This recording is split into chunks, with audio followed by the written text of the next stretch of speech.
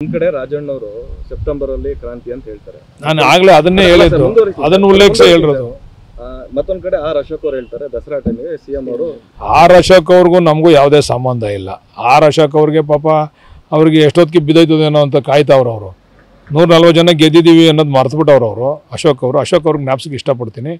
ಬಹುಶಃ ಅವರ ಪಕ್ಷದ ಸರ್ಕಾರ ಇದ್ದಂಥ ಸಂದರ್ಭದಲ್ಲೂ ಕೂಡ ಇಂಥ ಒಂದು ಅಧಿಕಾರವನ್ನು ಜನಗಳಿಗೆ ಕೊಡ್ತಕ್ಕಂಥ ಕೆಲಸ ಆಗಿರಲಿಲ್ಲ. ಉತ್ತಮವಾದಂಥ ಕಾರ್ಯಕ್ರಮಗಳನ್ನು ನಮ್ಮ ಮುಖ್ಯಮಂತ್ರಿಗಳು ಉಪಮುಖ್ಯಮಂತ್ರಿಗಳು ಕೊಡ್ತಾ ಇದ್ದಾರೆ. ಅದರಿಂದ ಅಶೋಕ್ ಅವ್ರ ಪಾಪ ಭ್ರಮ ನಿರಸನ ಆಗಿ ಆ ಪದಗಳನ್ನ ಉಪಯೋಗಿಸ್ತಾರೆ. ಬಟ್ ಅಶೋಕ್ಗೂ ನಮಗೂ ಸಂಬಂಧ ಇಲ್ಲ. ಇನ್ನು ರಾಜಣ್ಣ ಅವ್ರು ಮಾತಾಡಿದಾಗ ನಾವು ಕೇಳೋವಂಥ ಪರಿಸ್ಥಿತಿ.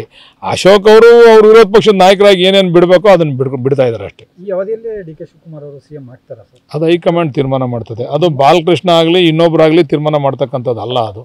ಆಮೇಲೆ ನಮ್ಮ ವ್ಯಾಪ್ತಿಯಲ್ಲಿ ಇರ್ತಕ್ಕಂಥದ್ದು ಅಲ್ಲ ಅದು. ಅದು ಹೈಕಮಾಂಡ್ ತೀರ್ಮಾನ ಮಾಡ್ತದೆ. ಆಗಬೇಕಾ ಬೇಡವಾ ಏನು ಎತ್ತ ಅಂತ ಆದರೂ ನಮ್ಮ ಹೈಕಮಾಂಡ್ ಸಾಕಷ್ಟು ಬಲಿಷ್ಠವಾಗಿದೆ. ಅದನ್ನು ಅವ್ರು ತೀರ್ಮಾನ ಮಾಡ್ತಾರೆ. ದೆಹಲಿ ಮಟ್ಟದಲ್ಲಿ ಈ ರೀತಿ ತೀರ್ಮಾನ ಆದಂಥ ಸಂದರ್ಭದಲ್ಲಿ ಡಿ ಕೆ ಶಿವಕುಮಾರ್ ನಾನು ಬಹುಶಃ ನಿಮ್ಗಿರೋ ಮಾಹಿತಿ ನನಗಿಲ್ಲ, ನಮಗೂ ಮಾಹಿತಿ ಕೊರತೆ.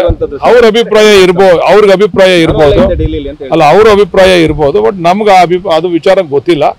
ಆದರೆ ಒಂದ್ಸರಿ ಡಿ ಕೆ ಶಿವಕುಮಾರ್ ಅವ್ರಿಗೂ ಕೂಡ ಅಧಿಕಾರ ಕೊಡ್ತಕ್ಕಂಥ ಕೆಲಸ ಆಗಬೇಕು ಅಂತಕ್ಕಂಥದ್ದು ನಮ್ಮೆಲ್ಲರ ಅಭಿಪ್ರಾಯ. ಯಾಕಂದ್ರೆ ಅವರು ಕೂಡ ಪಕ್ಷವನ್ನು ಅಧಿಕಾರಕ್ಕೆ ತರಲಿಕ್ಕೆ ಅವರು ಕೂಡ ಸಾಕಷ್ಟು ಶ್ರಮಿಸಿದ್ದಾರೆ. ಅದರಿಂದ ಅವ್ರಿಗೂ ಕೂಡ ಒಂದು ಅವಕಾಶ ಮಾಡಿಕೊಡ್ಲಿ ಅಂತ ಹೈಕಮಾಂಡಲ್ಲಿ ನಾವು ಮನವಿ ಮಾಡ್ತೀವಿ. ಪವರ್ ಸೆಂಟರ್ಗಳು ಜಾಸ್ತಿ ಆಗಿವೆ ಅನ್ನೋ ಮಾತನ್ನು ಹೇಳಿದ್ರು. ಎಲ್ಲಿ ಪಕ್ಷ ಬಲಿಷ್ಠವಾಗಿರ್ತದೆ ಅಲ್ಲೆಲ್ಲ ಪವರ್ ಸೆಂಟರ್ಗಳು ಇರ್ತವೆ.